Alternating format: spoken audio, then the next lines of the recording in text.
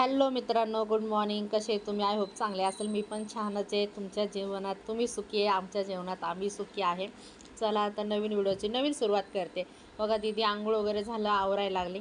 त्याच्यानंतर मी वांगे कापले मस्तपैकी. वांग्याचे रस्सा भाजी करायला लागले. रस्सा भाजी करता करताच ते एवढं आटून गेलं की मस्त, एवढं थोडंसं तरी बास झालं. घट्ट आता पुढं बघलच तुम्ही. छानपैकी पाणी आटलं आणि केवढं तेल सुटलं होतं बघा, बघू शकता. कारण शेंगदाण्याचं कूट वगैरे टाकलं होतं.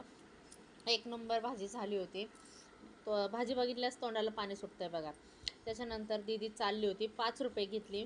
तिचं सारखं चालूच असतं, कारण आमच्या इथं दुकानं जवळच आहे. कारण जवळ म्हणजे एक घर नाही, 2 घर सोडले की आमच्या इथं 2-2, 3-3 दुकानं आहेत. आणि त्याच्यानंतर दुपारी येताना ती खालनं कलिंगड घेऊन आली, जे की 8 दिवस झालं घेऊन ठेवलं, पण ध्यानात पण नाही. फ्रीजमध्ये ठेवलं होतं आणि ते एवढं खराब झाले होते, म्हणजे थोडं चांगलं आणि थोडं खराब झालं होतं. त्याच्यानंतर आमच्या महाराजांचा उपवास होता, त्याच्यामुळं वेपर्स आणायला लावलं होतं. तर वेपर्स आणलं होतं. वेपर्स बघा घेतली खायला तिला.